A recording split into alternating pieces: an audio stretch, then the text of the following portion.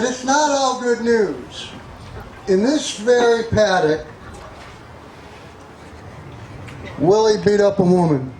Now, in defense of Willie, at the time, she was a he named Bruce, and now it's called Caitlin. So I don't know how I feel about that. Without further ado, Mr. Willie G. Ribs.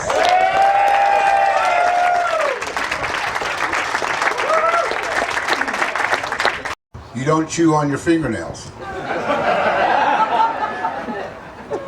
Yeah, no, it had a different taste. So, I told my mother one day, I was about 19, and I said, Mom, I want to go to England and start my racing career.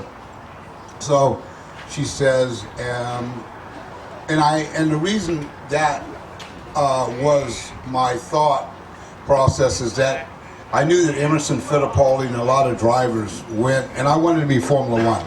So a lot of the drivers from South America and went to Europe. They'd either race in Formula 2 or 3, or in my case, I wanted to race in the British Championship in Formula 4.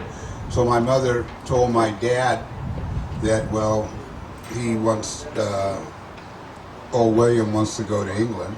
And my dad, the first thing he says, and my dad was in sports car racing. And I grew up in a great, a terrific world. My grandfather and my uncle were into shooting and hunting, and my dad was into racing cars. And my dad... You graduated from high school in '75, you went over to Europe, and in your first year, is that right, you won the Dunlop Championship? Yes, first season. And what was that series?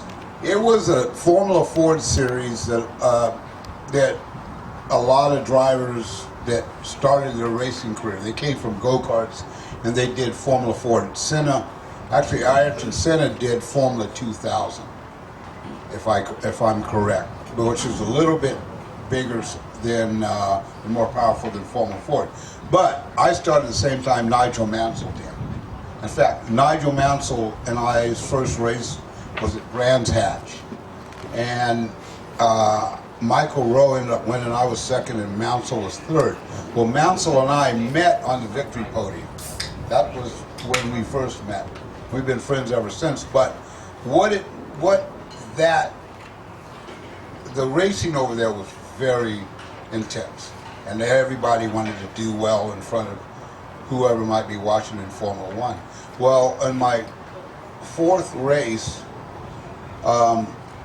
Bernie Ecclestone and Gordon Murray actually came to the race because they heard about, well, over there they say colored, right? And they spell it with a U. Well, what's that all about? Yeah, I mean, aluminium, yeah, another one. U-R, and so he came with his designer Gordon Murray, and they came to the pit, and he says, you're doing a good job. What do you want to do? And I said, well, Formula One was the goal. He says, yeah, we read that, and keep up the good work. And Bernie and I, to this day, are this close. That's amazing, but I can see Bernie's wheels turning, even back then, approaching you about driving in Formula One. Yeah. Bernie was not one to miss an opportunity, and he still isn't. Yeah, he wanted to know if Lewis Hamilton was my son. Not that I know of. Well, and actually, my wife's maiden name is Hamilton. Yeah, my ex-wife. My son's mother, she was born in Kenya. Her father was British and her mother was African. And she moved to England when she was about 12 years old, but her maiden name was Hamilton. And, it's a small world. Oh, yeah. So, I did well. I came back. I won the Dunlop Star Tomorrow Championship, and I came back to the United States because I was out of money. And did you fund your own ride? No, my dad and my mother told my dad, "You're going to do it." It happens that way. Not so much anymore. Oh, is there any kids here? And any kids? Okay, well since there's okay, well my dad said he's not going over there to race, he's going over there to chase. Yeah. Okay. That's the code, kid. And so and my mother said, don't worry about it. I'll make sure he goes over there and does what he's supposed to do, and we did. Well, that's great. That's great to have that determination, and at your age as a teenager, to want to strike out on your own and go to England, because you didn't go with anybody, did you?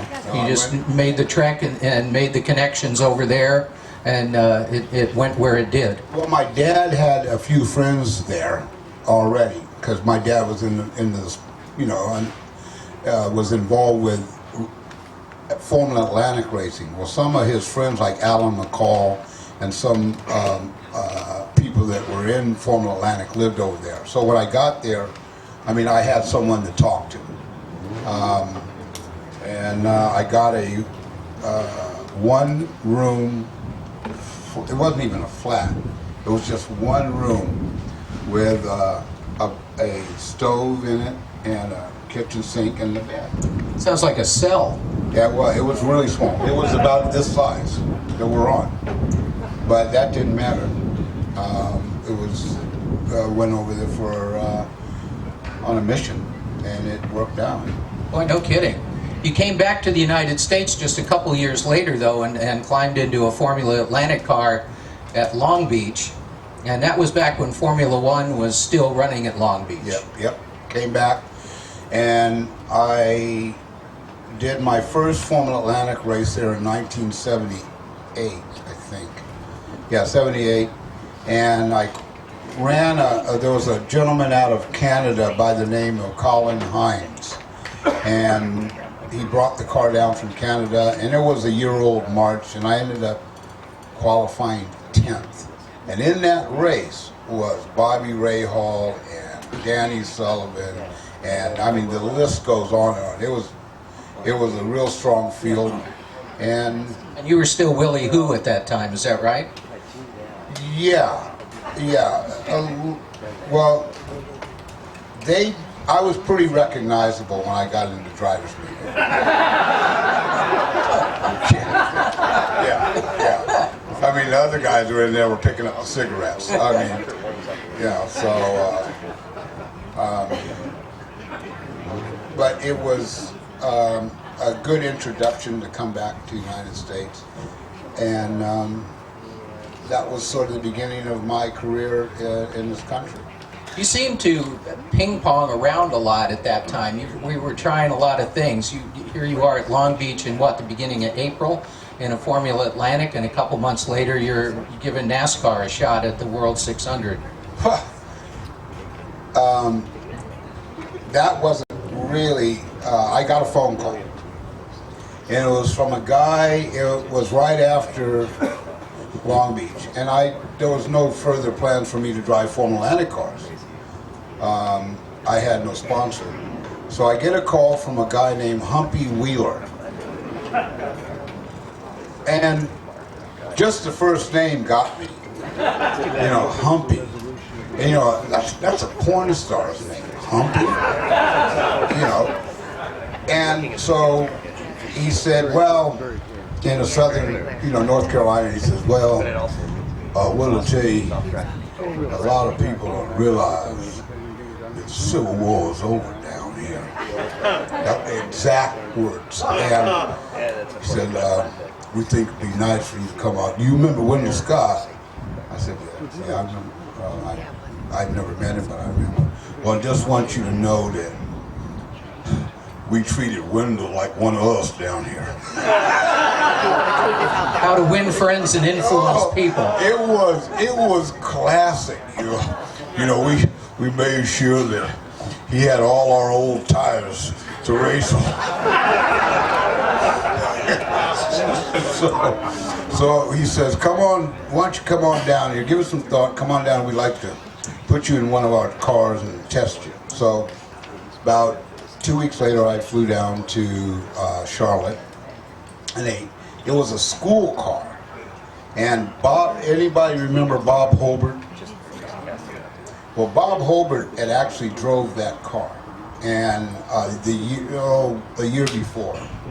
And so I went out, did about a half a day's testing, and Humpy said, "Oh, you did really good for never driving one of these things before." He says, "You know, you boys considered wine and cheese races down here, and you know, you drove it like you drink beer." And he was very animated, and so he said, "Good, we're done. You can go home." And then he called me back and said, "We would like you to drive in the World 600." And the car that I was originally to drive, it was owned by Harry Hyde, that was agreed upon, and then when I got there, it didn't happen. And I was to drive another car, and I refused to do it. And that was the end of the deal. I remember reading in some of my research for this afternoon about some situation where you got stopped by the police down there. Yes, that's correct. And I'll confess. When I got back to do the race, the next day, the hotel I was in was adjacent the training center. There was an athletic training center across the street. Well, if I went out of the parking lot, I couldn't drive straight across. I had to go diagonally down the one-way and pull in the driveway. So I went at a 45-degree angle, went into the parking lot. Well, there was a sheriff that saw me. So he came up and he said, "You went down the wrong way." I said, "Well, not really." He said, "Well, technically, yeah, you did." So he said, "I need you." I showed him my California driver's license. So he said, "Would you follow me down to the precinct?" And in those days, you had, if you were out of state, you had to pay the ticket in their state. So I went and followed him down, and it was a $27 ticket, and that was it. Well, the media found out about it. I think one of the Charlotte writers found out about it, and it was headlines. Willy T. Ribs, wrong way down a one-way street. That was the headline. And so they blew this thing all out of proportion. It was, well, one of the stories, it was really salacious. One of the stories was, I got into a high-speed chase, and the cops chased me down the street the wrong way, and I ducked into an all-white girls' high school. No, that I read it. Okay, and then they said that the cops discovered me playing basketball in the gym. All right, now what kind of stereotype is that, right? And I thought, and then they arrested me. Okay, so I contacted NASCAR because it was on NASCAR.com, and the whole premise for that story was that Dale Earnhardt got his first opportunity to drive a stock car because that car I was supposed to drive, I didn't drive it because of what happened, right? So I called him, I said, "Look, if you guys want to create some stereotype fantasy," I said, "do it the way Willy T. Ribs would have did it." Okay? He ducked into the gym, and he met the women's basketball coach, and he was having sex with her behind the bleachers. Because if that would have happened that way, if I'd have been there, we wouldn't have been playing basketball, because I don't know how to play basketball. And it would have been a better story. Oh, I mean, basketball. I don't know how to. My son laughed. He said, "You do not even dribble a ball." He said, "That'll be like you swimming." So that gets us up to the point where you go back to Formula Atlantic, you get on the pole at Long Beach, you had a run there, that didn't last very long, and you finally get to Trans Am a couple years later in 1983, and you hooked up with the Diatley brothers. Yes. And you and David Hobbs, in those red Camaros, were out here at Portland International Raceway and just tearing things up. What a great show you guys put on. But you and Hobbs were a bit different off the track. Well, I'll put it that way. You can take it from there. Hobbs was, after I had qualified on the pole at Long Beach in 1982, and that was a great field because Michael Andretti was in the race, Alex Jr. was in the race, Jeff Brabham, Roberto Marino. It was back when Formula Atlantic was absolute stepping stone in the IndyCar or Formula One. So I did a couple of Formula Atlantic races later on that year, about 3 more. And in November of 1982, I got a call from Paul Newman. And he said to me, and he was brief, he said, "Hey kid," he says, "I got a deal for you if you want it. And it's not open wheel, it's not Formula Atlantic cars, it's Trans Am." And he says, "It's what I'm doing." And he said, "There's a team out of Portland, Oregon, and it's sponsored by Budweiser. And I recommended you to Budweiser. And they said they'll do it. You'll be getting a call from a guy named Jack McDonough tomorrow. And he says if there's any problem," he said, "those guys are a bunch of hard asses. So if you have any problems, call me." Yeah, quote, close quote. So I got a call. They said, "Deal, fly up to Portland and meet your new date." And it was Neil Diatley and his Diatley brothers. I think they were in the construction business. So we came. I flew up, met the team manager of the team, and it was on. And right from that, and then they told me, they said, "Well, do you know David Hobbs?" I said, "Yeah, I've heard of him." And he said, "Well, he is going to be your teammate, and they didn't say he was going to be #1 driver, but, they sort of winked, David is older than you, and he's a veteran, and, with all these accomplishments, so just make sure you don't get too far up that bus,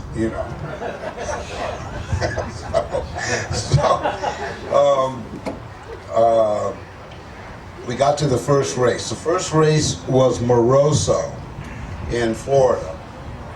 And I went out, and there's a gentleman here, and I don't know if he's here. He lives here in Portland.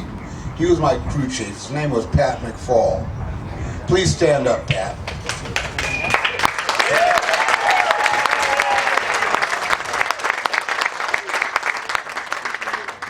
Pat McFall was my first crew chief as a professional. He was the crew chief on my car, and Diatley put him as the team leader, and Jeff Swartz. And we went to, after we did our initial tests here, and we were under the track record almost right away.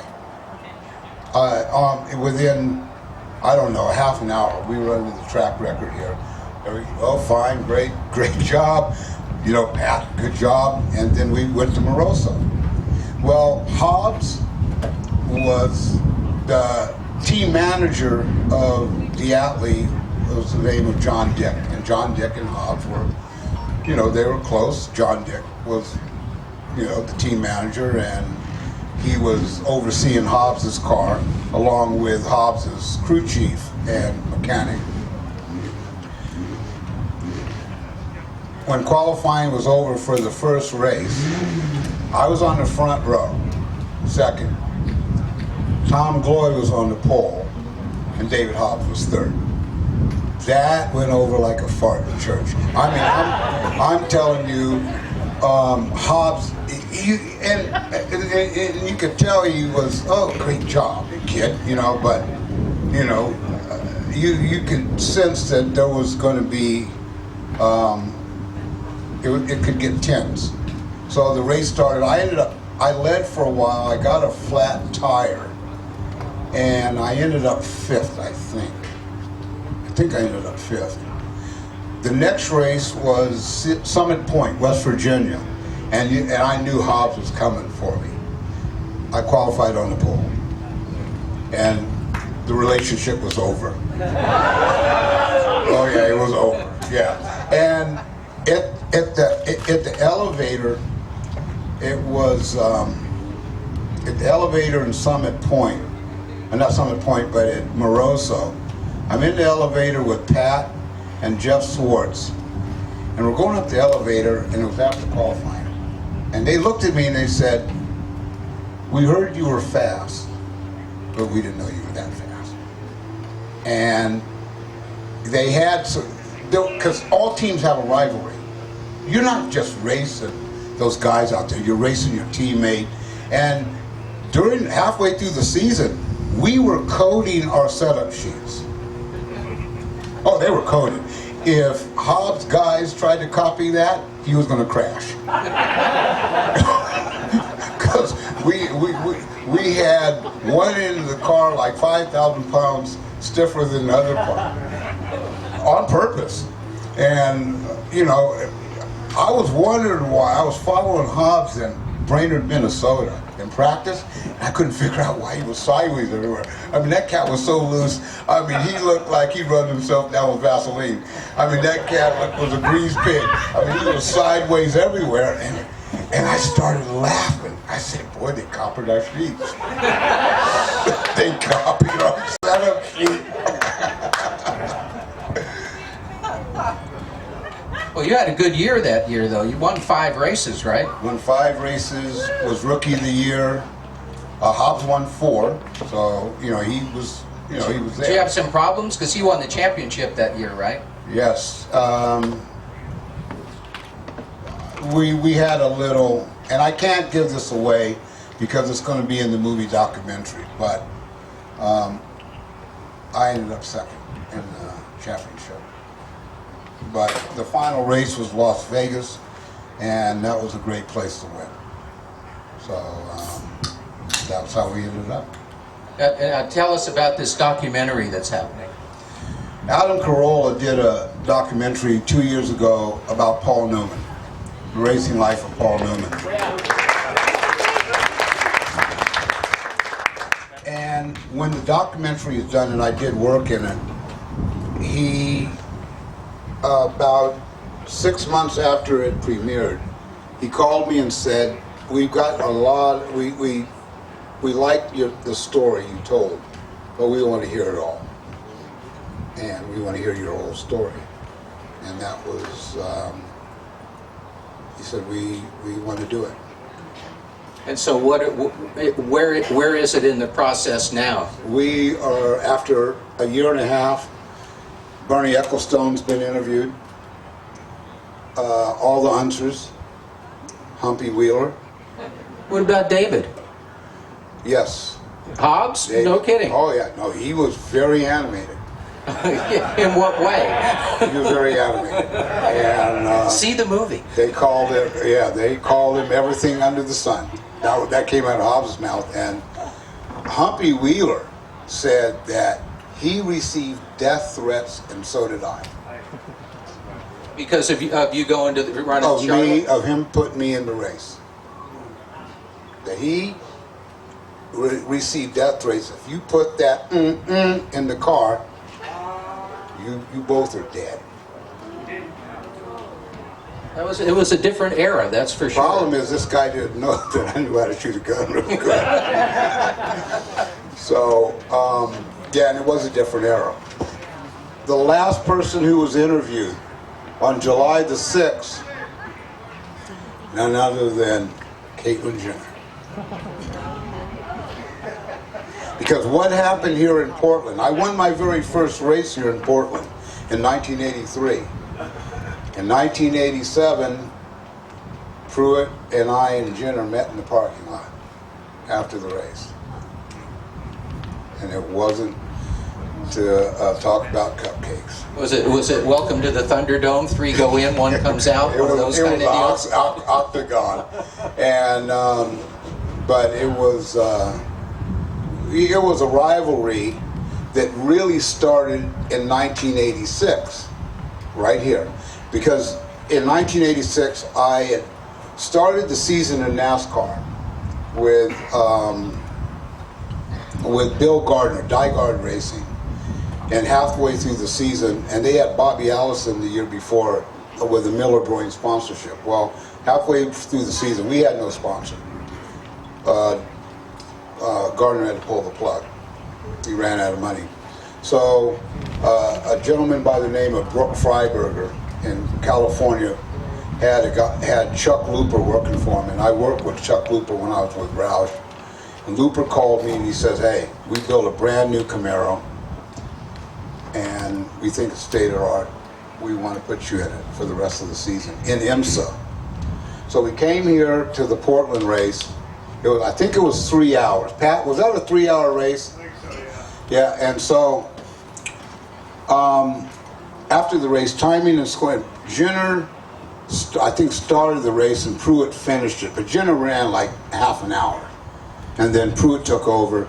Well, timing and scoring had me, some had me winning, some had Jenner and Pruitt winning. So after the race, we're in the press room. The press was talking to Jenner, and press told Jenner, well, Willy T. Ribbs said that they're confident his team won. Jenner says, well, I don't think he could add and subtract numbers. Yeah. So he probably got his numbers wrong. That same guy comes back across the room to me and says, "Hey, you know what Jenner just said? You weren't intelligent enough to add and subtract." So I said, and I had heard, I saw a story on Bruce Jenner that he was dyslexic. So I said, how would he know he's dyslexic? And I mispronounced it. I said, he wouldn't know that, he's dyslexic. And that cat, he looked like a track star running back across the room to Jenner. Well, it was all in the news the next day. Ribbs calls Jenner dyslexic, and oh God. That was the beginning of what ended up here again in 1987. You've got some stories, I'm telling you. It was good. And those were great days of racing. I mean, drivers, if you watch Daytona in '78, Bobby Allison, his brother, and Cale Yarborough squared off in turn 3 at Daytona, right? I mean, they're banging each other and crashed each other out to win the race. They got out of the car. That was the best thing that ever happened in NASCAR. That took NASCAR Hollywood. NASCAR, when they kept running that over and over in the news, their ratings went through the roof. Oh, Bruton Smith and Humpy Wheeler really had it together when it came to promotion. I mean, they really had it figured out. Oh, that you know, fights sell. Exactly. And you know, and in those days, and you know, Bobby Unser and Bobby and I are very, very close. Al Unser Jr. and I are very close. And you know, Bobby said it was normal if you get into with AJ. AJ got in 3 fights in 1 race. So it was, and that was sort of the old school approach that I grew up with, that I saw as a driver. And as corporate world got bigger into the sport, you know, drivers became scripted, and you know, now you got drivers, when they're interviewed, you know, they get out and the first thing they talk about is my Goodies headache powder Rottweiler dog food Chevrolet was fast until I crashed. You know. The other thing I notice is that you never hear a driver speak another driver's name. They'll always say the car number. In NASCAR, when they do interviews, you know, yeah, I was getting by the 25 or I was getting by the 48. You never hear them say, like, I was passing Jimmy Johnson. So they never mention another driver's name. It's always the car number, it seems like. Well, if you notice that the numbers of TV numbers have really started to sink in NASCAR, and now they're starting to allow the drivers, Kyle Busch, for example, those guys, they're starting to let them throw down a little bit, and you know, it's added, and they're dropping names now. Yeah, it's getting a little looser. Yeah, that's yeah, they're for sure. starting to drop names, and you know, how many people would watch a hockey game? You know, If the gloves didn't hit if it the was ice. just hockey. Yeah. Right. So you've run in since 1984. You've run in Trans Am, IndyCar. You went NASCAR again. You tested a Formula One car with Bernie. IMSA, kart, IRL, back to Trans Am. The Craftsman Truck Series with Bobby Hamilton's team. You've run Formula Fords. You've been all over the place racing. If you had to pick one, maybe two series that you would return to now, if you could be as competitive as you were, what would you want to do based on what you're seeing now in all the different forms of racing? I would definitely want to be back in IndyCar, just for the 500. I never thought I was ever going to be back in Indy until Mr. Tony Perella, the promoter of this race, the man that has literally resurrected vintage car racing in 4 years or less. And this is how the story goes. I mean, my last race in Indy was 1993. And I didn't ever expect to be back there. Well, I get a call a few years ago, the first year of the Pro-Am in Indy. I get a call from a guy named Mark Dill. He says, I'm working with a guy named Tony Perella. Do you know that name? I said, no, sir. He says, well, he just bought SVRA. I said, what is that? He says, it's vintage car. And we're going to put a Pro-Am race at Indy to run on the road course, and it's going to be former Indy 500 drivers, and we're going to track down 33 drivers that want to participate. You did something historical there, and we'd like you to be one of the drivers. I said, listen, Mr. Dill, I said, I really thank you for making this phone call. However, my older brother, 7 years older than me, he's got a vintage car. He's got a Lotus 23 Formula Junior. And for the last 10 years, he's been trying to get me to drive it.